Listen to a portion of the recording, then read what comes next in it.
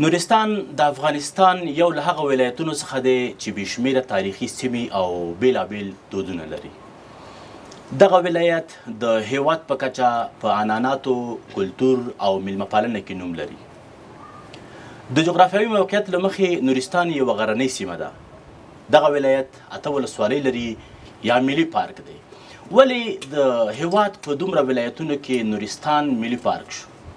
د ملي پارک لپاره کومې ځانګړتیاوې پکار دي او په نورستان کې د ملي پارک لپاره څه شوي؟ د افغانستان د ملي ټلویزیون قدرمنو لیدونکو او د ځوانانو نړۍ خپرونې درنو مینوالو سلامونه، درنښت او مینه. زه روشن یم او تاسې د ځوانانو نړۍ ګورئ. د ځوانانو نړۍ دا خپرونه ملي پارک ته ځانګړې کړې او په نورستان ښایسته ولایت کې به درته چمتو کړې. تاسې به فضا ګورئ، واقعا خوندوره ده. لکه څنګه چې موږ په تصویرونو کې لیدلي وو او یا مو د نورو خلکو له خولې اوریدلي وو چې نورستان داسې هوا لري چې روح تازه کوي. په رښتیا هم همداسې دی. موږ دا تجربه کړه. نورستان په میلمه پالنه، کلتور او عنعناتو او آب و هوا او اوبو کې ځانګړی نوم لري. د دې ترڅنګ دغه ولایت ځینې کارونه دي چې په نورو ولایتو کې نشته. حتی ځینې دودونه شته دي چې د دغه ولایت په 8 ولسوالیو کې یو شان نه دي. د ډیری د دغه ځای اوسیدونکو له وینا څخه چې حتی ډیر کلي دي چې یو ډول فرهنګ او دود نه لري. قدرمنو لیدونکو، خپرونه کې یوازې نه یم. لومړی خو تاسې له ځان سره لرو. په کورونو کې موږ ستاسې میلمانه یو. هیله ده چې د 1 ساعت لپاره مو د تل په شان په ځوانانو نړۍ کې زغمئ. همدارنګه 2 تنه قدرمن میلمانه چې په دې موضوع به راسره بحث کوي. هر یو د نورستان ولایت د اطلاعات او فرهنګ رئیس ښاغلی مولوي صاحب سمیع الحق حق بیان او همدارنګه د نورستان یو تکړه ځوان ښاغلی حفیظ امینی راسره دي. د دې ترڅنګ راسره ځوانان ناست دي، په غونډه کې ګډون کړی دی. دوی زموږ خپرونه تعقیبوي او بیرته زموږ له میلمنو به پوښتنې لري. راسره اوسئ یوازې 1 ساعت. قدرمنو میلمنو، تاسو ته ښه راغلاست وایم. ستړي مه شئ. ډېره زیاته مننه چې موږ ته مو له مصروفیتونو سره سره وخت راکړ. جناب روشن صاحب، تاسې او درنو لیدونکو او اوریدونکو او ستاسو ټیم ته هرکلی وایو چې نورستان ته راغلی په دې سختو شرایطو کې او نورستان د ولسونو غږ تر افغانستان ولسونو ته او دارنګې نړۍ ته رسوي. تاسو نه مننه کوو چې نورستان ته راغلی. ډېره زیاته مننه. خوشحاله اوسئ. امین صاحب، تاسو هم ستړي مه شئ. سلام علیکم. ډیره مننه. ما هم به نوبه خود تشریف آوری شما و تیم همکارانتان به ولایت زیبای نورستان خوش آمدید میگم. خدا کند که چند مدتی که اینجا هستیم براتون خوب سپری شود. جهان سپاس، خوش باشین. درنو میلمنو، تاسو هم ستړي مه شئ. ښه راغلی. زموږ خپرونه په تاسې ښکلې ده. هیله ده چې تاسې هم له خپرونې خوند واخلئ. قدرمنو لیدونکو، راځئ چې خپرونې ته ورشو. خپرونه لومړی سوال له رئیس صاحب نه پیلوو چې رئیس صاحب، د نورستان ځنګلونه د ملي پارک په توګه یادېدل، دغه د نورستان لپاره څه ارزښت لري؟ بسم الله الرحمن الرحیم. حامدا و مصلیا اما بعد.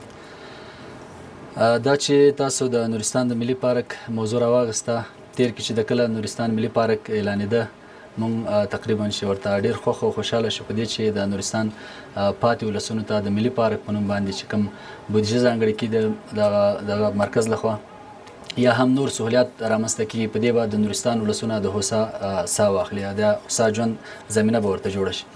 دا چې د نورستان د ځنګلونه یا د ښکلاوې، د پارکونه، د چمنونه او داسې ښکلې سیمې چې د ملي پارک په نوم نومول شوي دي، دا واقعیت کې ډېر زیات ارزښت لري نورستان ولسونو لپاره. خو دا چې تر اوسه پورې هغسې چې ملي پارک ته څه پکار دي نه ترسره شوي. ورو ورو تدریجاً الله دې وکړي چې دغسې یو زمینه راشي او داسې یو وخت راشي چې څرنګه چې ملي پارک ته څه سهولیات پکار دي هغه چې رامنځته شي. انشاءالله زه به وایم چې د 100 کې به داسې 85% یا تر 90 پورې به د دې نورستان د ولسونو دغه ستونزې، مشکلات او دغه کوم حالت کې چې دوی قرار لري دوی به سره راپورته شي. رئیس صاحب، په تیرو 20 کالو کې که ووایو افغانستان ته ډېرې زیاتې پیسې راغلې او هر ولایت پکې ډېر سهم درلوده. خو که چیرې موږ د پیسو راتګ ته د بهرنیو موسسو او تمویلونکو ته ګورو او ورسره په نورستان کې کار ته ګورو، هیڅ نه دي شوي. هغه تیر بهیر هر څه چې شوي دي یا د چارواکو بې کفایتي وه او یا هغه څه و چې موسسات راتلل ته پیسې مصرفولې او بیرته په خپله خوړلې. اوس د افغانستان اسلامي امارت په تیرو 2 کلونو کې څه شوي دي او آیا د دغه پارک د لا بډایوالي لپاره کوم پلان شته؟ جناب روشن صاحب دغه برخه کې خو لله الحمد اسلامي امارت ډیر متوجه دغه موضوعات ته چونکې موږ د اطلاعات کلتور ریاست چې د سیلانیانو د سہولتونو رامنځته کول د سیلانیانو برخه کې او دغه د ولایت د ښکلا په برخه کې مطلب ډیر رول لوبولی شو. دا چې موږ کله چې نورستان ولایت ته راغلو تیر کې خو داسې و چې د امنیت موضوعات او مختلف موضوعات او هر څه چې شوي دي، خو دا چې اسلامي امارت راتګ نه پس دلته تقریبا چې مرکز ډیره توجه کړې ده. په نورستان ولایت کې تقریبا چې دا ټول اداري واحدونه کې دلته څومره ریاستونه دي، زه په ډاډه زړه دا ویلی شم چې لکه نورستان ولایت کې اطلاعات کلتور یا د ملي پارک ته چې کوم څه کالې بودیجه ځانګړې کړې ده، دا به په دې ټول د 2 کلونو کې دا واحد ریاست وي چې مرکز لخوا دې ته توجه شوي ده تر څو سیلانیانو دپاره یا ملي پارک دپاره خدمت وشي او دغه برخه کې دغه ولایت ته مطلب څه ناڅه زمینه سازي د سیلانیانو د راتګ دپاره وشي. هغه تقریبا څه کالې موږ دغه هوټل منظوري لرو چې دغه موسساتو بودیجې نه علاوه چې مرکز خپله بودیجه ورکوي، دا ټول نه غټه بودیجه ده چې نورستان ولایت ته ورکړې ده د یو هوټل د جوړولو دپاره. نو دې نه دا جوتېږي سره د دومره مشکلاتو اقتصادي مشکلاتو مرکز نورستان ولایت ته توجه کړې ده د هوټل جوړولو دپاره. او دغسې د یو ځانګو موضوع چې تاسو کېدای شي میډیا کې اورېدلې، هغې دپاره بودیجه تقریبا چې مرکز منلې ده او بودیجه هم لرو په دې برخه کې، خو دا چې هغه تخنیکي مسایلو د وجې نه لا کار هم پرې نه دی شروع کړی. نو دغه مسایل ته چې ګورو لله الحمد اسلامي امارت دې موضوعاتو ډېر زیات متوجه دی تر څو نورستان ولایت او نورستان ولسونو ته دغه خدمات وړاندې کړي. ډېره زیاته مننه جناب رئیس صاحب، انشاءالله چې تاسو ته بیا راګرځو. امیني صاحب، د ملي پارک ساتنه ملي شتمني ده او د ملي شتمنۍ په ساتنه کې ځوانان ډېر سهم او مسؤل دي.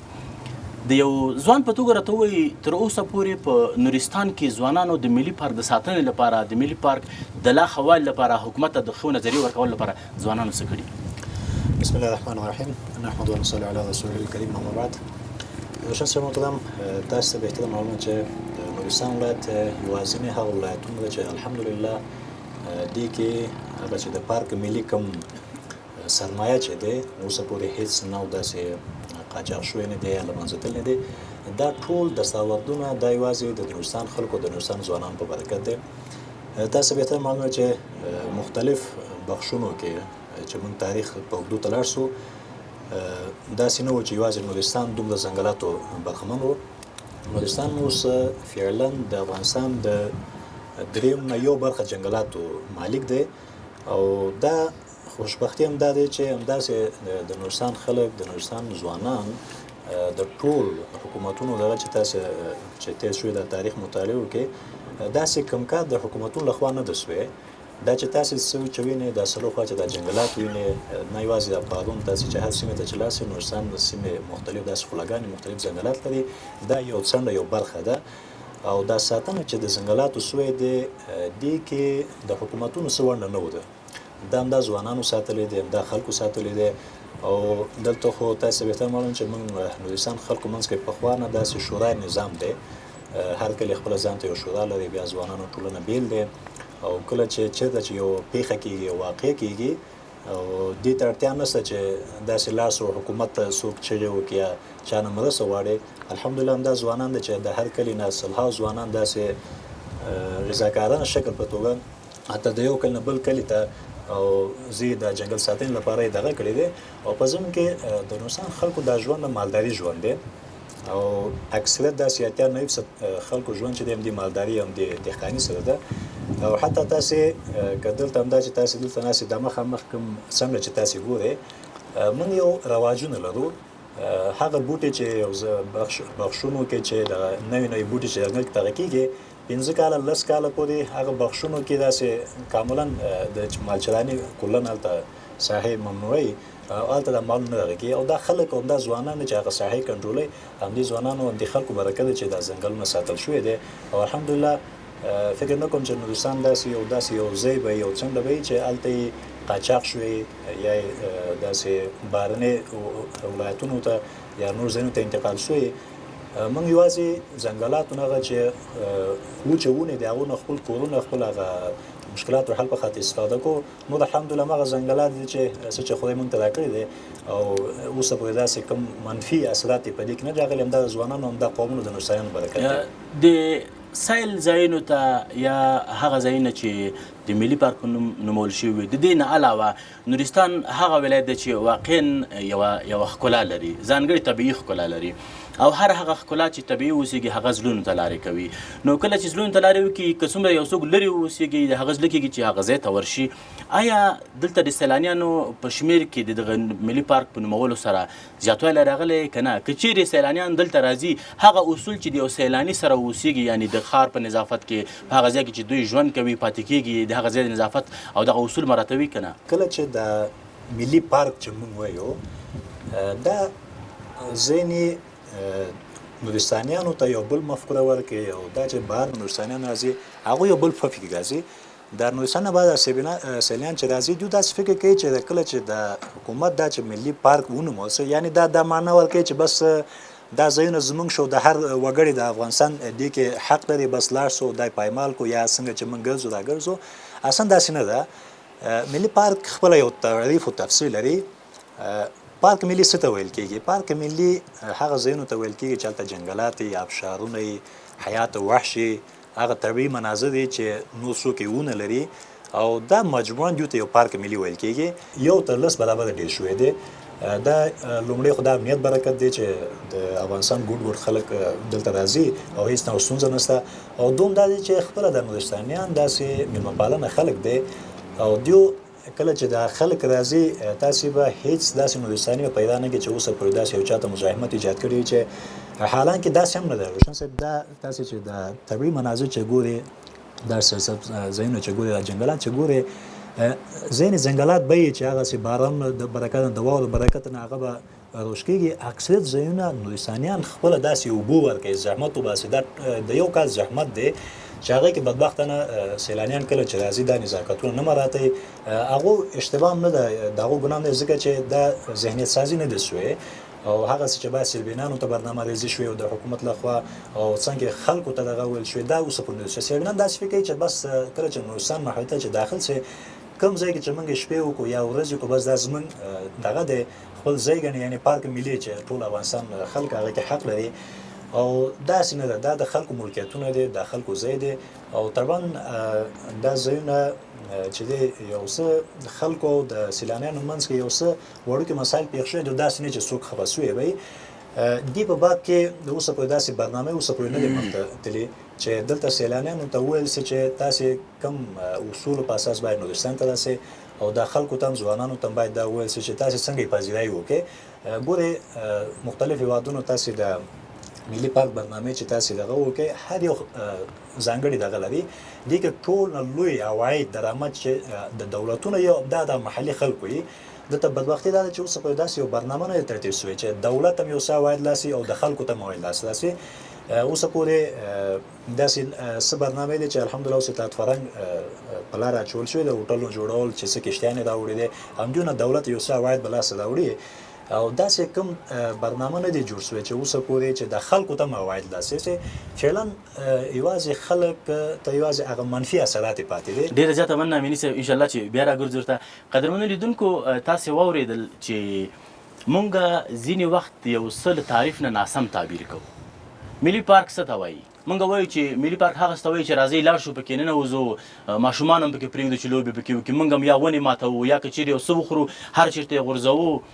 دا د ملي پارک تعریف په رښتیا هم نه ده. د دې ترڅنګ که چیرې د هغه ځای د خلکو فرهنګ، کلتور او عنعنات په میلمه پالنه کې یو خاص ځانګړی ځای لري، موږ تاسې باید د هغوی نه بده استفاده ونه کړو. کله چې یو ځای ته د سیل په خاطر ځو، کله چې له یو ځای نه لیدنه کوو، نو د هغه ځای ټول اصول، نظافت، هر څه باید په نظر کې ولرو، مراعات یې کړو. ځکه هر کله چې یو څه پیلوو، لومړی باید له ځان نه پیل کړو. کله چې په ځان کې یو څه تطبیق نه کړو، بل چا باندې نه انتقاد کولی شو او نه یو چا ته د سمون لاره ښودلی شو. نو قدرمنو لیدونکو، هر کله چې تاسې دغسې ځایونو ته ځئ، د هغه ځای کلتور او عنعناتو ته درناوی ولرئ. دا چې د نورستان خلک د میلمه پالنې له مخې تاسې نه خفه کوي، نو تاسې دوی مه خفه کوئ. پرېږدئ چې دغه ځای کې تاسې خوند واخلئ او دوی دغلته ستاسې په میلمه پالنه ستړي نه شي. خدای مګر داسې ورځ را نه شي چې یو ورځ مو د لارې وګرځوي، دومره تنګ شي. زه وایي چې کله یو څوک په تنګ شي، نو هغه په جنګ کېږي. زه هیله لرم چې داسې به ونه شي، ځکه ورځ په ورځ انشاءالله چې وضعیت ښه کېږي. یوه ورځ به نورستان د نړیوال سیاحتي مرکز اوسېږي. راځم رئیس صاحب تاسې ته د همدغې موضوع په تړاو مخکې تاسې یو څه اشاره هم وکړله، خو زه غواړم چې دا لږ ښه روښانه شي. حکومت اعلان وکړ چې نورستان به نړیوال سیاحتي مرکز شي. د دې ترڅنګ به په نورستان کې په 2 جریبه کې د سیلانیانو لپاره یو هوټل جوړیږي. دلته به ښه ښایسته هر هغه څه چې په نړیوال معیار برابر د سیاحت لپاره وي دلته به جوړیږي. تر اوسه پورې په دغه برخه کې هغه لومړنی اقدام شوی که نه؟ روشن صاحب دغه برخه کې خو تقریبا چې د نهایي ته مطلب دا چې دغه اداري کارونه چې کوم دي تقریبا چې یو ځای پورې شوي دي، صرف په کار باندې شروع نه شوي. هغه په دې اساس چې بودیجه خو لله هم منظور شوې ده او ځای مشخص شوی دی، د چا چې ځای د هغوی نه اسناد اخیستل شوي دي. خو دا چې هغه د ځمکې د قیمت موضوع نو هغه سره موږ دا خبره وکړو چې دا د ځای د قیمت موضوع ختمه کړو، نو ممکن چې ورباندې کار شروع کړو. دا چې دا بودیجه څه کال لږ په ځنډ باندې تصویب شو، هغې په وجه باندې دا کارونه لږ تاخیر شو. نو انشاءالله چې کار ورباندې شروع کړو. دغه تقریبا چې دلته چې ماستر پلان د مخې چې کوم ښکلی ځای دی د هوټلونو لپاره مشخص شوی دی، همغه ځای باندې موږ انشاءالله داسې معیاري هوټل اراده لرو او وزارت هم دې ته ژمنتیا ښودلې. دلته چې کوم هیات راغلي هغوی هم دغه ساحه وکتله او خوښ یو چې دغه ځای کې هوټل جوړ شي. انشاءالله ځای چې څه ناڅه به سیلانیانو ته اوس نورستان کې موږ صرف دغه یو هوټل لرو چې هغه څه ناڅه په معیار باندې جوړ دی، نو داسې هوټلونه نه لرو. که دا هوټل جوړ شي څه ناڅه یو 30 یا 40% د سیلانیانو د ستونزې مشکلات به ورسره راکم شي. یعنی هغه څه چې د کاغذ پر مخ لیکل کېږي همغلته نه پاتې کېږي. انشاءالله همدغسې بالکل. او چې دغه وعده یې راسره کړې ده او تعقیبوو یې هم، لکه روزمره تعقیبوو. هلته څه دغه مشکلات مخکې ته راغلي، ولله الحمد هغه مشکلات هم تقریبا چې سره حل شو. عام نور ولایتونو قانون دا چې یو هوټل یو شی چې یو وزارت منظوروي، نو هلته هغوی ځمکه هر څه لري، سرکاري ځمکه یا دولتي ځمکه لري. موږ نورستان کې دغسې نه ده. نورستان کې تقریبا چې یو لیش ځمکه هم دولتي نه لرو. که غرونه دي او که اواره ده، دا ټول د خلکو شخصي ملکیت دی. نو هغې په وجه باندې د ځمکه اخیستل او دا توی مراحل کول، دغه په وجه باندې یو موضوع لږ وځنډېده. انشاءالله د وزارت هم په خپل ژمنتیا باندې ولاړ دی او موږ هم انشاءالله کوشش کوو چې دغه هوټل خامخا انشاءالله جوړ. دغه موضوع چې ما مخکې د یو ملګري د خولې واورېده واقعا چې ماته جالبه وه او فکر کوم چې درنو لیدونکو ته به هم ډېره زیاته جالبه اوسېږي. هغه لیدونکي چې تر اوسه پورې د نورستان له اراضۍ څخه خبر نه دي، وایي چې په نورستان کې حتی ډېرې دولتي ودانۍ په شخصي ځایونو کې دي او که چیرې اخیستل شوي دي نو له شخصي ملکیتونو نه په قیمت سره اخیستل شوي دي. که دغه لږ وضاحت ورکړي لیدونکو ته چې دغه مسله څنګه ده؟ په نورستان ولایت کې خو لکه تقریبا چې دا زموږ د قومونه زموږ د اولسونه ټول دا ولري چې د نورستان ځمکې کله چې دغه 115 یا 40 کال وړاندې چې نورستانیان اسلام قبلو، نو په دغه وختونو کې دا تړونونه شوي چې نورستان ځمکې ځنګلات هر څه شخصي دي، ستاسو شخصي ملکیت دی. نور ولایتونو غوندې چې دغه ځنګلات شو یا دغه ډاګونه شو دا به دولتي وي، دغسې نه ده. نورستان کې تقریبا چې دا ټول ملکیتونه دا څومره تعمیرات چې تاسو په دلته په دې ولایت کې ګورئ، خواوشا ولایت کې یا ولسوالیو کې، دا تقریبا چې اکثره دولتي نه دي. مطلب دا چې که یو ځمکه ده که یو جریب ده، دا ټول شخصي ملکیتونه هغسې ده چې موږ کوم ځای کې ناست یو، دغه هم تقریبا د یو کس شخصي ملکیت دی. اطلاعات کلتور ریاست دپاره اخیستل شوی دی او دا ودانۍ بې جوړه شوې ده. مطلب ټول ریاستونه هم دغسې دي. بعضې متاسفانه داسې تېر کې شوي دي چې اداري تعمیر جوړولو دپاره بودیجه منظور شوې د ځمکې دپاره نه، خلکو په ځمکو باندې تعمیرونه جوړ شوي دي او د ځمکو پیسې نه دي ورکړل شوي او دا ولسونه بیا هم تقریبا چې لله الحمد اوسه پورې مطلب ډېر ښه رویه کوي، راځي چې تاسو څه ترتیب جوړ کړئ، زموږ د ځمکې قیمت موږ ته ادا کړئ تر څو چې موږ هم د مشکلاتو خلاص شو. او تاسو دا تعمیر د دومره لکه دا اداره چلیږي نو باید سوالي ځمکه باندې نه وي. دغسې ډېر تعمیرونه دغسې دي چې ځمکو قیمتونه نه دي ادا شوي، خو دا زیات داسې دي چې هغه به ادا شوي دي، خو ټول اخیستل شوي تعمیرونه. ډېره زیاته مننه رئیس صاحب. مخ چې ګلاب وي اسویلی د شبنم هم پیژني، د ګرد په وزن چې پوهېږي نو هنداره به وي. قدرمن لیدونکو تاسې واورېدل چې تر اوسه پورې هم حکومتونه د نورستان د خلکو قرضداري دي. تاسو واورېدل دلته حکومتي ودانۍ په شخصي ځمکو دي، یا به کرایه ورکول کېږي او یا هم په پیسو اخیستل شوي. د یو خبرې وضاحت باید وکړم چې یوازې 130 زیات او کم کلونه کېږي چې د نورستان خلکو اسلام منلی دی. تر دې وړاندې دغه وګړي په اسلام مشرف نه ول. کله چې د امیر عبدالرحمن خان بادشاهي وه دغو خلکو ته د اسلام بلنه ورکول شوه. ډېر ځله جرګې راغلې او د هغه جرګو له برکته دې خلکو اسلام ومانه او تر اوسه پورې په خپل دین کلک دي. تاسو ته د اسلام مبارک دین صفات او خصوصیات معلوم دي. کله هم چې یو څوک اسلام ومني هغه بیا هیڅ کله له خپل دین څخه نه اوړي. نورستانیان هماغه خلک دي، خو ځینې اوس هم د هماغه وخت فرهنګونه پالي، ځینې کلتورونه دودونه لا هم د هماغه وخت ژوندي دي، خو د اسلام په چوکاټ کې، د اسلام په جامه کې. قدرمنو لیدونکو، خبرې روانې دي، خپرونه ډیره جالبه او په زړه پورې ده، ځکه دا د یو ولایت په کلتور او عنعناتو او د دغه ولایت په سیاحتي ځایونو او د ملي پارک مسله ده. تاسو ته به هم خوند درکوي، ځکه د دې خپرونې ماحول زموږ د نورو خپرونو سره ډیر توپیر لري. هیله ده چې خوند به ورنه واخلئ. خپرونه راسره تعقیب کوي. یوازې یوه لنډه وقفه لرو، تر وقفې وروسته بیا راګرځو. نو راځم یو ځل بیا امیني صاحب ته. امیني صاحب، دا چې راتلونکي کې به موږ او تاسو په نورستان کې د ډیرو نوښتونو شاهدان اوسیږو، آیا فکر کوي چې ځوانان به له حکومت سره اوږه په اوږه ولاړ شي مخکې؟ تاسو بهتر مون چې نورستانیان الحمدلله همدا اوس حکومت سره ډېر همکار دی او ټول موارداتو کې او ډېر ښه یو نظام مخته روان دی. او ماشاءالله نورستان ځوانان اوس اکثریتو کې مختلف اداراتو کې، خصوصا هغه ځوانان چې نوی فارغ شوي دي حکومت سره مختلف بخښونو کې او وظایفو کې تعین شوي دي. یو خوشبختي دا دی چې دا همداسې همکاري پورې البته ارتباط لري. پخوا په نسبت باندې نورستاني ځوانان وظایفو کې ډېر ګمارل شوي دي او جذب شوي هم ډېر دي او تشکیلات یې هم ډېر شوي دي. او په دې تشکیلاتو کې موږ ته الحمدلله امارت وخت کې 2 ولسوالۍ هم اضافه شوي دي چې تقریبا د هغه کې هم سلهاو ځوانان وظایفو کې شامل شوي دي. البته چیرې چې ځوانانو ته چې داسې فرصتونه مساعد شي، هغو ته اهمیت ورکول شي، هغو وظایف یې کوږمل شي، طبعا د هغه ځای کلي ماحول ځوانان خپل حکومتونو سره ډېر همکاري هم کوي. الحمدلله زه په دې اطمینان یم چې نورستان کې د ټول ولایتونو حکومت سره ډېر همکاران دي او دا همکاري موږ عملا همدې چاپېریال کې موږ لیدلې ده.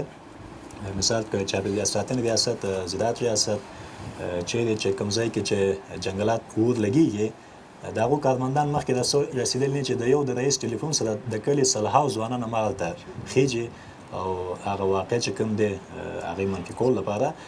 دا سبب همدا دی چې ډېر ښه هماهنګي دی ځوانانو چارواکو منځ کې او الحمدلله دا همکاري همدا اوس مثبت په دغه کې ادامه لري. مننه امیني صاحب. په تېرو 20 کلونو کې یوازې د نورستان کونړ ولایت سړک پوخ نه شو. که چیرې یوازې په دې 20 کلونو کې دغه سړک پوخ شوی او زه په دې باندې باور یم چې نن به نورستان د نړۍ له پرمختللو ښارونو نه ډېر مخکې تللی وی. خو متاسفانه چې کله یو څوک بې کفایته مشران ولري، متاسفانه چې کله هغه څوک چې اهل د کار نه اوسي او ولس ورباندې باور وکړي، بیا دغسې پایلې ورکوي. په دې امید چې په راتلونکي کې نورستانیان داسې ونه کړول شي او انشاءالله دا تمه شته اوس، ځکه یوازې 2 کلونو کې دلته ډېر کار شوی دی او اوس دا تمې ورکول شوي دي او له ورایه دلته د بدلون نښې ښکاري. قدرمنو لیدونکو، خپرونه روانه ده. د خپرونې په دې برخه کې یوه کڅوړه یا پکیج ګورو. دا هغه کڅوړه ده چې زموږ همکارانو له ښار نه برابره کړې. په ښار کې هغه ځوانان چې دوی د نورستان د کلتور، عنعناتو، فرهنګ او د ملي پارک په تعریف پوهیږي. راغلیو چکر دپاره تقریبا 10 ساعته مزل مو کړی دی او ماشاءالله ډېر ښکلی ځای دی او ډېر د ملي پارک په نامه یادېږي او دلته راغلیو چکر په خاطر باندې او ډېر ښکلی ځای دی. زه غواړم چې ټول ملګري او ټول مېلمانه دلته چکر راووایي، را دي شي، خو هیله دا ده چې صفایي ډېر خیال وساتي، ځکه چې د دې ځای د نورستان خلک موږ نه باید خفه نه سي چې لرې ځینې خلک راغلي دي سیمې نه او د صفایي خیال وساتي. دلته مېلمستیاګانې ډېرې دي او خلک هم ښه خلک دي. نو امید کوم چې ټول راشي، چکر راووایي او ښکلی ځای دی، ټول یې ووینئ. موږ خو ډېر وګرځېدلو، زښته زیات ولایتونو ته که نه کونړ ته هم تللي، جلال آباد ته هم تللي، زاریوب ته هم تللي. په ټولو ځای کې بیا دا چې ډېر ځانګړی ځای ده. ځانګړتیاوې یې دا دي چې ښه لږ ساوا لري، ښه غرونه یې شنه دي، د تفریح لپاره ښه مشخص ځایونه لري چې موږ ډېر پکې وګرځېدلو، لا ډېر ګرځېدلي هم نه یو. خو مشکل په دغه ځای کې دی چې لاره یې ډېر مشکل لري، ځکه چې موږ تقریبا 14 ساعتو کې را رسېدلي. دلته راغلی نورستان ته ډېر صفت ما اورېدلی و د نورستان او ملګرو مو ډېر صفت کوي د نورستان. نو موږ هم دغه ملګري راغلي دي، موږ سره به اوس موږ دغه تصمیم ونیسو چې نورستان ته باید حتما لاړ شو او نورستان ولایت ننداره وکړو. بلکې شکر الحمدلله دا اوس په نورستان ته په ډېر ښه فضا کې ښه د امن او د امنیت په فضا کې او ډېر په ارامه فضا کې موږ چې دلته نورستان ته راغلي یو. نورستان ولایت خو چې وګورې ډېرې زیاتې ځانګړنې لري که نه، خو یوه یې دغه ده چې دلته چې وګورې د ښایسته طبیعت ده، ښه اوبه دي، ښایسته یعنې ډېر یو مزیدار یعنې د سیاحت لپاره ډېر یو ښایسته فضا جوړه ده. نو همدغه فضاګانې چې ملګرو دوستانو موږ اورېدلي، موږ هم دغه تصمیم نیولی هم دلته راغلي یو. خو دغه فضا چې موږ ګورو د نورستان ولایت دا چې موږ په تلویزیونونو کې هم کتلي وو که نه، نو موږ به داسې احساس کوو کاشکې موږ هم دلته لاړ شو. بلکې نن چې موږ دلته راغلي یو داسې یو فضا وه چې هېڅ مشکل نه و، هېڅ نه و مشکل موږ دلته ونه لیده. او اوس دلته چې راغلي چې واقعا موږ ډېر ښایسته ساعت مو تېر څه موږ سره ملګري راغلي دي کورال د بنډار لپاره راغلي. نو واقعا هغه څه مو چې اورېدلي وو هغه مو په سترګو باندې ولیدل. هغه افغانان وروڼه چې دلته راځي او د سیاحت راځي او دلته بیا له سیاحت نه خوند اخلي، نو یعنې غوښتنه ورنه همدغه کوم چې په دغه نظافت کې باید ډېر احتیاط وکړي، ځکه دغه د موږ وجیبه جوړېږي چې چېرته ځو له یو بل ولایت نه که څوک دلته راځي خدای نخواسته هغه د کثافات یا بې نظمي وکړي یا بل کار وکړي. نه ده، زه فکر کوم چې د هغه ولایت هغه نمایندګي چې ده دلته کوي. واقعیتا چې نورستان د ښکلاګانو او د ښایست ځای ده، خو متاسفانه چې نورستان ته دغه تیر تقریبا 25 کاله جمهوریت کې هیڅ خدمت نه دی شوی. اوس موږ چې دی تقریبا پرون سهار نه چې حرکت کړی و رالو کونړ نه لکه شپه موږ چې دی واما ته ورسولو، شپه واما کې وکړو، هغې نه بعد رالو دلته یو ورځ لکه مزل دلته شو. دا چې وجه دا د سړک وجه وه چې سړک خراب و، یعنې که سړک جوړ وی بل سیلانیان به ورته ډېر راتله او موږ هم نه په تکلیفېدو، نور وروڼه به هم نه په تکلیفېده. خو زما تقاضا دا ده د اسلامي امارات څخه که چیرې د نورستان ولایت دغه سړک یا دا نورې پروژې دغه هوټلونو په حساب کې دغه کې لکه همکاري وکړي او وکړي کوشش وکړي چې دغه شیونه جوړ کړي، نو امکان لري چې د نړۍ نور سیلانیان د نورستان ته راشي. لکه مشکلات د برق دی، دا مشکلات د برق ورته حل کړي، دا سړک مشکلات دا ورته حل کړي او دغه هوټلونو مشکلات. او بل دا چې زه خپله شخصا لکه د نورستان نور ولسوالیو ته هم تللی یم، د هغې جملې څخه وایګل دی، امشوز دی، چتراز دی، زه هم تللی یم، لکه د غرونو په سر زه خپله ګرځېدلی یم خو هغې کې ډېر پراخې ځمکې دي، پراخې ساحې لري. که چیرې دغې له سړکونه جګ شي، برق امکانات ورته جوړ شي، نو ښایسته هوټلونه او ښایسته منظرې، یعنې زه فکر نه کوم په نړۍ په سر موږ خلک وایي چې سویزرلینډ، نه، موږ لپاره د افغانستان سویزرلینډ چې دغه نورستان دی.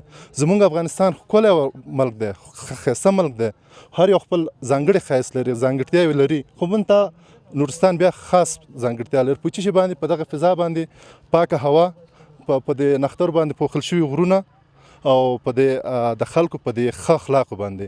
خو زمونږ په اخره کې بیا دا وایم چې زما د اسلامي اماراتو څخه دا خواهش ده چې دغه څو مشکلاتونه دي چې د نورستان د ولایت دغه مشکلاتونه برطرف کړي، حل کړي.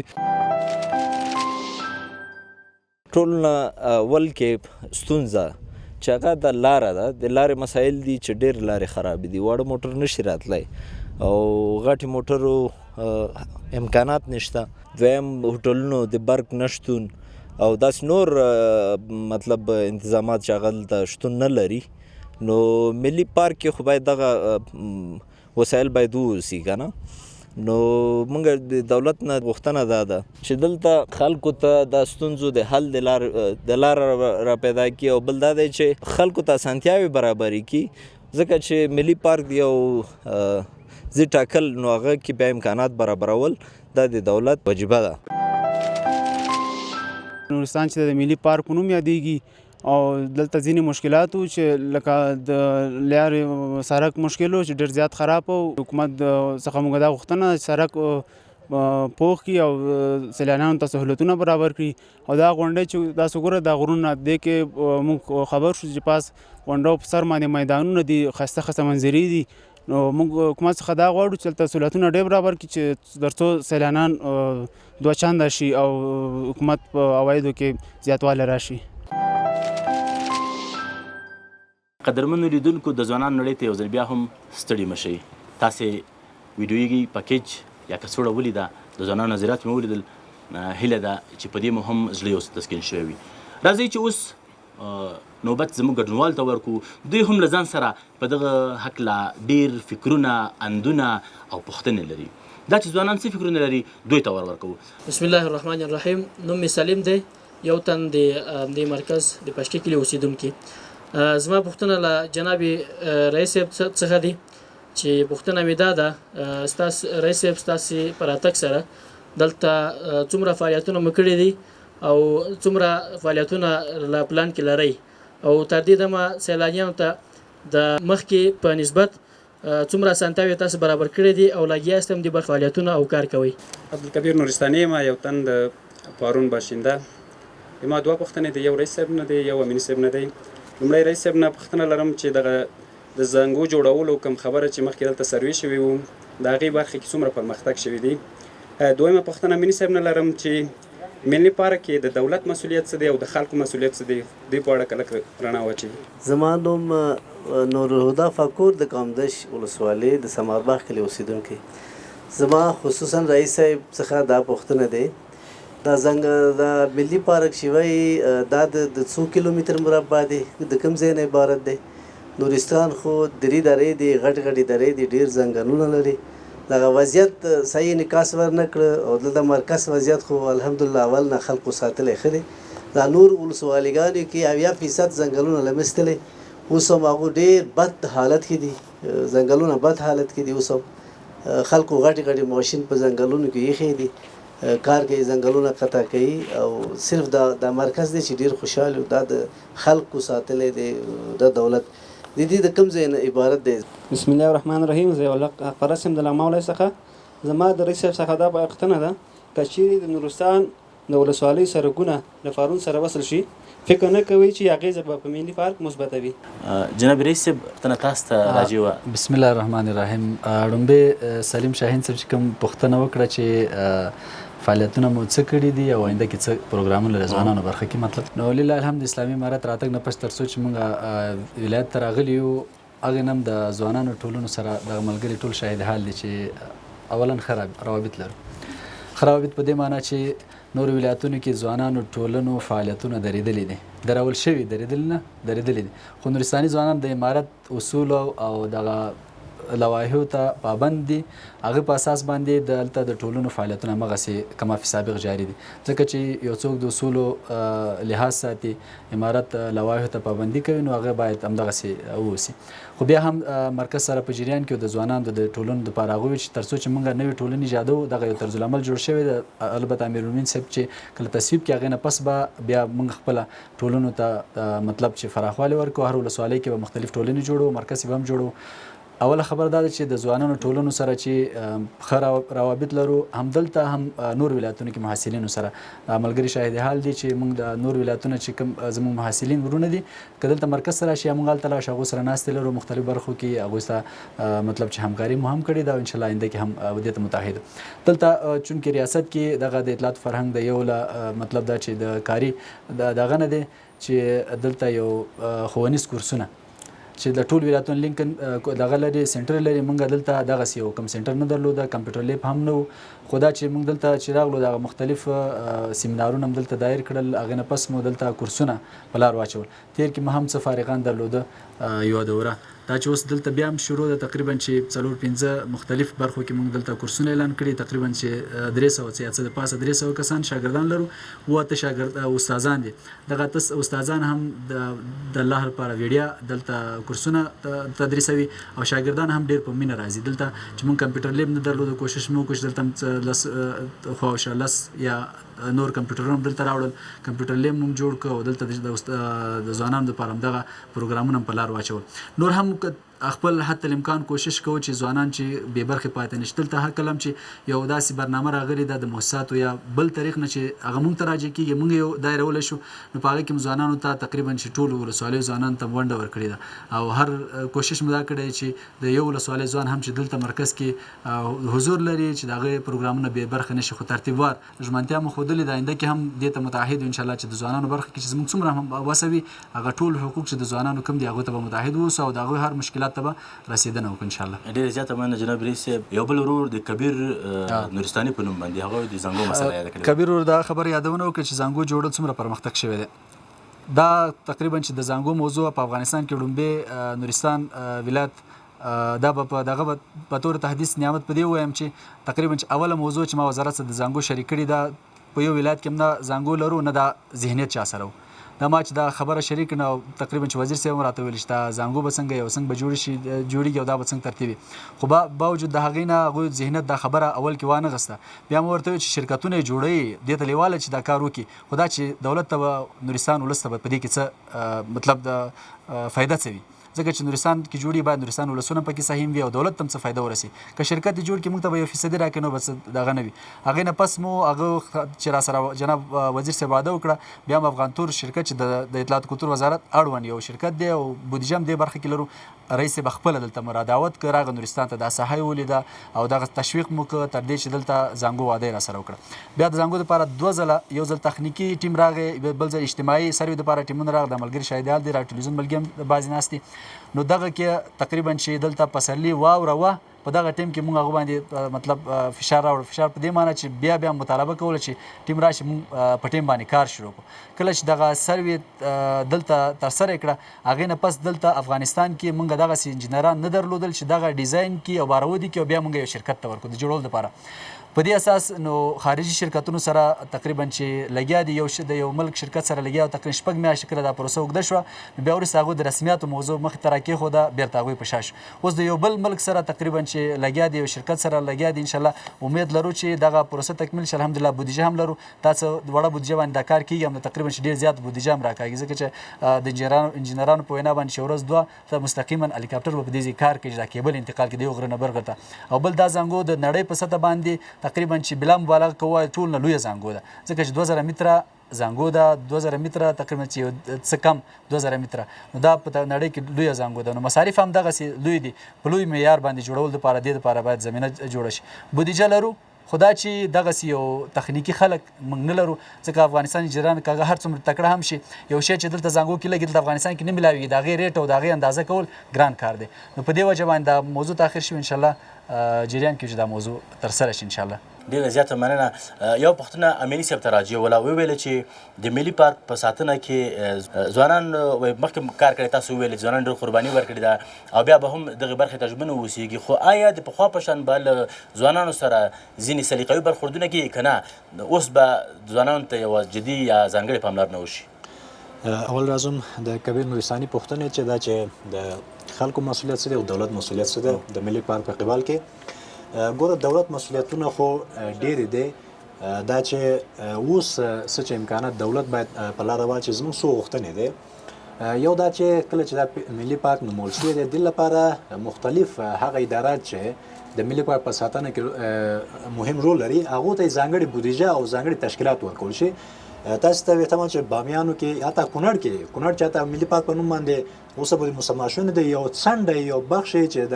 یو ډېر وړوکی ځنګل دی هغې لپاره زراعت کې مستقل مدیریتونه یې ورکول شوي دی بدبخته نورستان کې تر اوسه پورې داسې مدیریتونه چې مستقل نه دي ورکول شوي چې هغې کې هغه نورستاني ځوانان یې ونډه واخلي او هغه وظایفو کې شامل شي د هغې ساتنه وکړي زموږ هیله دا ده چې محیط زیست ریاست د چاپیریال ساتنې زراعت د اطلاعات فرهنګ چې اوس مستقیم کوم د سیبینانو بخش کې کوم مدیریت لري خو دا اکتفا نه کوي باید دا ډیر شي او په ضمن کې دولت هم باید داسې طویل مدت برنامې ولري چې دا چې د زموږ ملي پارک پایمال نشي مختلف داسې ځایونو کې د ریاستونو ادرسه هلته مشخص ځایونه دغه چې او د خلکو د حکومتونو منځ کې داسې یو تفاهم منځ راسي چې دا د سیلبینانو لپاره دا مشخص ځای شو دین اخوا چې د خلکو ته مزاحمت جوړ نشي او د طبیعت هم سبب ویني او پاتې شو د خلکو ځوانان همدا مکلفیت لري چې کله چې سیلبینان راځي دوی ته آگاهی برنامه ترڅنګ کې د خپل عوایدو لپاره مختلف عوایدي برنامه ده کې الحمدلله ټول خپل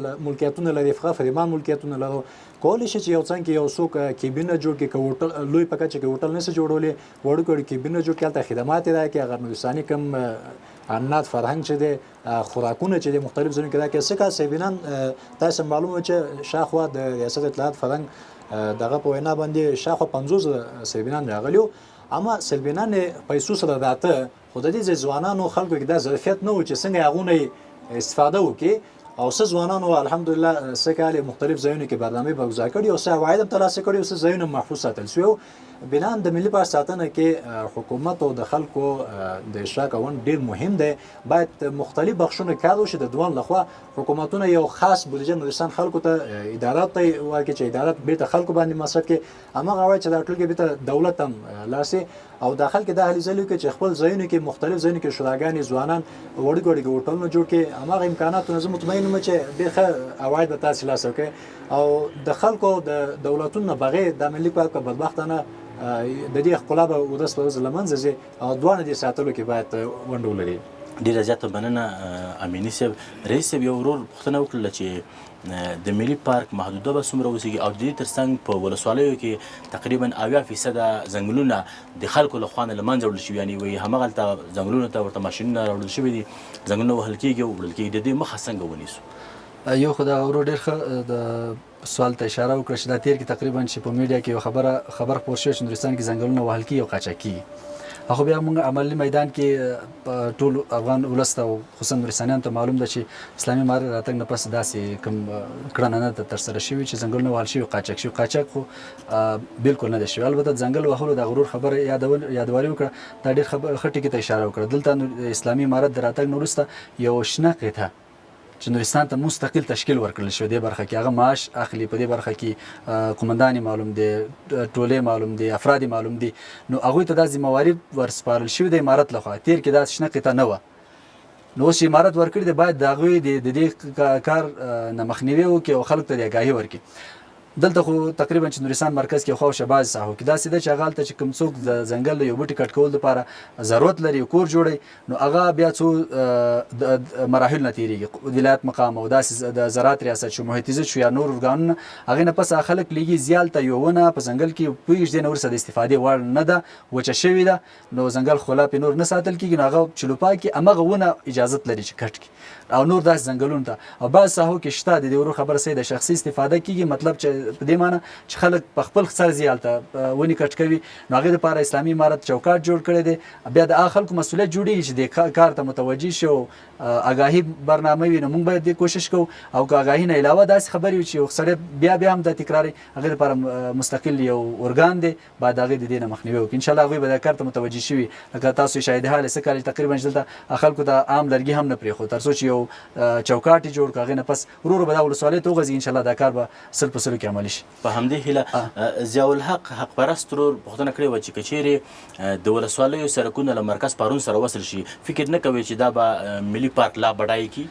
نو دا خبره خو ډیره مهمه ده چې د یو څوک سړک ونه لري هغه ترقي هم نشي کولی. سړک ډیر مهم رول لري په اقتصادي برخه کې. چې سړک وي هر خلک په سهولت سره خپل مرجع ته رسیدنه کوي. اوس برګي مټال یا د غربي سمندول یو کس دلته راځي تقریبا چې 4-5 روپۍ یو طرف ته کرایه مصرفوي، دلته راځي یو معمولی کار دپاره. که چېرته دا سړکونه وصل شي، یو خو به دا چې د خلکو اقتصاد به چې هغه چې 5-6 زره مصرفي بیا به 2000 روپۍ باندې مطلب کار ورکولی شي. او که چېرته سړکونه وصل شي د سیلانیانو لپاره به سهولت دا شي چې مرکز یو سړی راځي نو هغه شرقي نورستان عاجز دی اوس فعلي شرایطو کې چې هغه شرقي نورستان ویني، غربي نورستان لیدلی نه شي. نو که چېرته سړکونه وصل شي مرکز ته یو سړی راشي، هغه بیا په دې لاره نه وځي، بیا کوشش کوي چې له شرقي نورستان لاره باندې کونړ ته وځي، ځکه لاره خو همغه کونړ مرکز ته وتلې ده. د مرکز نه که وځي کونړ دغه ته کونړ ته، نو که شرقي نورستان باندې لاړ شي، یو خو به هغه سیاحت ساحه فراخه شي ورته، او بېرته به چې کونړ ته راوځي نو همغه به یو مدور غوندې یو دغه غوندې یو لاره به وي چې دلته نه شرقي نورستان به هم سیاحت کړی ښکته وځي، هم به د خلکو عواید زیات شي. که شرقي نورستان ته څوک ځي یو هوټل کې یو دوکان نه څه شی راخلي، ولسي خلکو ته به دوکاندارانو ته به هم فایده وي، او دارنګ اقتصاد به د خلکو به سره راجګیږي د صفر نه، او دارنګ سیلانیان به هم دغه ساحه ښه کور کړي. مطلب دا سړکونه چې وصل شي ډېر سهولت دی، ځکه چې غربي نورستان یا کابل ته چې موږ رسو دلته نه کابل ته تقریبا چې د دغه ولسوالۍ نه وامه ولسوالۍ نه کوردر ساحې نه د لغمان هاده پورې 36 کیلومتره ساحه ده. موږ چې کونړ ته وځو 6 غنټې مزل کوو، چې کابل ته یو سړی ځي چې کونړ ته وتلو په ځای باندې په دغه لاره لاړ شي 6 غنټو کې ممکن کابل ته ورسي. نو دا د نورستانیانو لپاره ډېر مهم دی چې دا کار ترسره شي، او ارګان ورته انشاءالله متوجه دي چې دغه برخې به خامخا یو اقدام کوي. ډیره زیاته من قدرمن رئیس صاحب واقعا په زړه پورې ځوابونه ول، او زه دا تمه لرم چې هم به زموږ د ګډونوالو او هم هغه لیدونکي چې همدا اوس موږ د ټلویزیون پر پرده ګوري هغوی سره په ذهن کې دغه ډول پوښتنې راولاړې دي، هغه به هم ځواب شوي اوسېږي. درنو لیدونکو، تاسې ګورئ چې ملي پارک یا یوه سیمه په ولایت کې یا د هیواد په کچه څومره مهمه واوسېږي. تر هر څه وړاندې د هغې سیمې د هغه ځای ساتل ډېر مهم دي چې څنګه یې وساتو. په دې کې ځوانانو ستاسې ونډه ډېره زیاته ده ځکه تاسې د ټولنې د ملا تیر شمیرل کېږي او که چیرې د ټولنې د ملا تیر ضعیفه اوسیږي کمزوری اوسیږي نو هغه ټولنه خدای مکه هغه د تنزلو خواته ځي. درنو لیدونکو دا چې پخوا به د نورستان په غرونو کې او په دغه ځنګلونو کې دا چې د نورستان ډیری غرونه په ځنګلونو پوښل شوي دي پخوا دلته ځینې ځنګلي ژوي او حیوانات اوسېدل دا چې اوس شته که نه له رئیس صاحب نه یې تر یوې وقفې وروسته ورو. اوس یوه وقفه وقفې وروسته راسره اوسئ. درنو لیدونکو بیا هم ستړي مه شئ تمه ده چې له خپرونې به خوند اخلئ د ځوانانو نړۍ په نورستان ولایت کې. رئیس صاحب زموږ د معلوماتو له مخې د مطالعې له مخې پخوا د نورستان په ځنګلونو کې ځینې ځنګلي ژوي او حیوانات اوسېدل آیا اوس شته که نه؟ دغه تقریبا چې تیر کې خو پخوا به مشران ناست دي کېدای شي ډېر زیات و دغه وخت چې خو دا چې تیر په 40 کاله په افغانستان کې دغه جنګونه تربګنۍ بدبختانې رامنځته شو په دې کې هر څوک په خپل سر باندې ښکار ته او هر څوک په خپل سر باندې یو کړنې ترسره کړي هغې په وجه باندې کم شوي دي. البته اوس هم نورستان کې تقریبا په کافي اندازه دغه وحشي ژوي شته دي. غربي نورستان کې تقریبا چې هغه تیر کال هغه څه تصویرونه هم نشر شوي وو او څه یو کس په خپل سر ښکار کړی و بیا ونیول شو تقریبا چې ممکن چې هغه محکمې ته یا هغه اړوند ارګان به دې هغه کار دغه اخیستی وي. نو شرقي نورستان کې هم دغسې مرکز کې هم دغسې وحشي ژوي شته البته پخوا پرتله به نسبتا ډېر کم شوي وي. ډېره مننه. امیني صاحب نورستان خو یو نورستان دی کېدای شي ډېرو ځوانانو ته لیدونکو ته دا سوال پیدا شي چې شرقي نورستان غربي نورستان او مرکزي نورستان که دغه راته تشریح شان صاحب تاسې بهتر چې نورستان د افغانستان په کچه 11 ولایت دی او داسې وړوکی ولایت نه ده او دا چې نورستان په تاریخ کې داسې نه ده چې نورستانیانو دا څنډه نه وو. نورستانیان اصلي ځایونه مختلف بخشونو کې وو کاپیسا کې وو کابل کې وو ننګرهار کې وو او دا د کفر دورې نه کله چې موږ د خپل دین ساتلو لپاره چې دا مبارزې کله پیل کړو مسلمان سره سلو وجنګېدلو دا غرونه مو ځکه انتخاب کړی چې دلته دومره چا زور نه رسېده او کله چې الحمدلله موږ چې مالک د ولایت سلو او دې کې د زموږ قومونه همدرې مختلف ځایونو کې مختلف برخو کې ژوند کول دا چې غربي وایو دا څنګه سبلوبو لارونه چې موږ بل سره وصل نه یو اخوانه لغمان نه تیریږي او درې ولسوالۍ غربي نورستان ویل کېږي چې هغه کې نورګرام دواب او منډول ولسوالۍ دی چې پنجشیر د لارې منډول ولسوالۍ لاره لري هغه نشي کولی چې همدغسې بیرته یو لارې تګلارې له راشي بیرته مرکز ته وسي یا بل څه وسي دا نومونه یې هغه جغرافیې په لحاظ یې تقسیم شوی وو. شرقي هغه ولسوالۍ چې کونړ د لارې موږ ځو کامدش برګمټال ته او د پاتې درې ولسوالیو چې دلته دی هغه کې پارون او وایګل او بل واما ولسوالۍ دا مرکزي نومونه واخیسته. البته دا جغرافیایي تقسیمات دی او دغسې پاتې شوی دی چې موږ همدا اوس هم چې که چیرې موږ وغواړو همدې ځای نه نورګرام یا منډول ته لاړ شو موږ مکلف یو چې لاړ شو کونړ نه بیا ننګرهار لغمان بیا یې همدغسې لغمان نه لاړ شو همدغه ولسوالیو ته هماغه همدغسې زموږ وطنداران هماغه ځای چې راځي همدغسې د څلور ولایتونو راځي کونړ نه به تېرېږي کې بیا همدغه ولسوالیو ته ځي. دا مشکلاتونه ستا همدې په اساس د جغرافیایي تقسیمات چې هلته شوی دی او ځانګړې ښکلا لري هر یو ځانګړې طبیعت لري. اکثریت سیاحین مرکز راځي زموږ دا هیله ده چې داسې نورستان بل ځایونو ته هم راشي او غربي نورستان یو ځانګړې ښکلا لري فلیمانه جلغوزۍ لري فلیمانه جنګلات لري یو داسې یو طبیعي حوض دی چې افغانستان کې بېسارې دی چې منډول حوض ورته وایي همداسې کامدش او برګمټال ته تاریخي ځایونه دی او ډېر ښایسته طبیعت دی ډېر ښایسته آب و هوا لري مرکز نسبتا پارون یخ دی همدغسې اوس کانتیوا ته چې لاړ شي همدغسې طبیعي ښکلا لري وایګل زموږ واما ولسوالۍ چې ډېر تاریخي او بڼ دی باغ دی چې 3 کال تاریخي قدامت لري. نورستان یوازې همدا پارون نه دی چې زموږ اکثر سیاحین هم دلته هجوم داسې زموږ همدا هیله چې مختلف ځایونه نورستان ته وګرځي او د نورستان ښکلا نه یې خوند واخلي. ډیره زیاته مننه. قدرمنو لیدونکو نورستان یوازې دغه ځای دی چې موږ پکې ناست یو او یا هم ټول نورستان یوازې په پارون نشو حسابولی. خدای دې وکړي یوه ورځ داسې راشي چې موږ لکه څنګه چې امیني صاحب ویلې برګمټال ته لاړ شو دواب ته لاړ شو واما ته لاړ شو نور ولسوالیو ته د نورستان لاړ شو.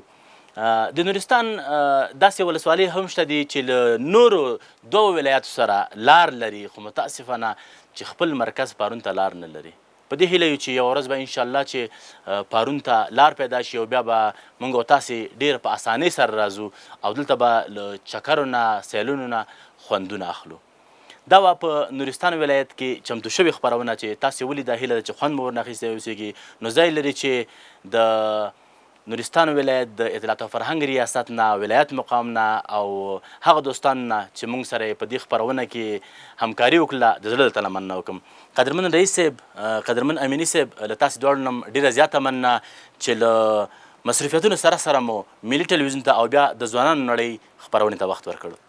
جناب روشن صاحب، تاسو ته او ستاسو ټیم ټولو نه مننه کوم چې نورستان ته راغلی. زموږ غږ مو له افغانانو او له نورو نړیوالو سره هم شریک، موږ ته مو وخت راکړ. تاسو ته مننه کوم. کور ودان امیني صاحب، خوشحاله اوسئ. ډېره مننه.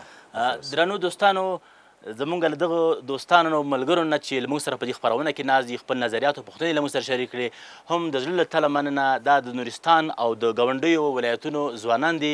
خدای پاک دې دوی ته ډېر اجرونه ورکړي او الله پاک دې دوی په ذهني وده کې لا پراخوالی راولي. له تاسو څخه هم ډېره مننه کوم چې تر دې دمه مو خپرونه را سره وکتله. د ځوانانو نړۍ ولایت په ولایت ګرځي او په ولایتونو کې هغه موضوعات راسپړي کوم چې د ځوانانو اړتیاوې دي. نو تر بیا او یوې بلې همداسې په زړه پورې خپرونې ما ته زما له ټول تخنیکي ټیم سره اجازه راکوي. د یو آزاد، آباد او خیراز افغانستان په هیله الله مو مل شه. د خدای په امان.